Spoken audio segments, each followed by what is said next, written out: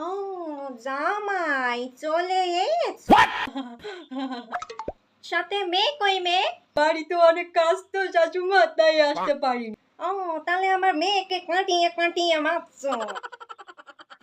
লঙ্গি পরেই চলে এসেছ? শাশুমা খেতে কাজ করছিলাম, হঠাৎ ভাবলাম জামাই ষষ্ঠী, তাই চলে এলাম। তা তোমার হাতে মাছ কই মাছ?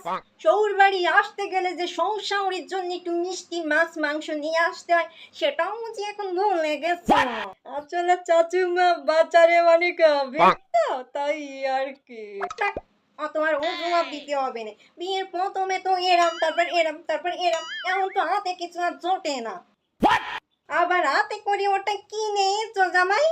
কেটলি বাটি আপনার মেয়ে পাঠিয়েছে।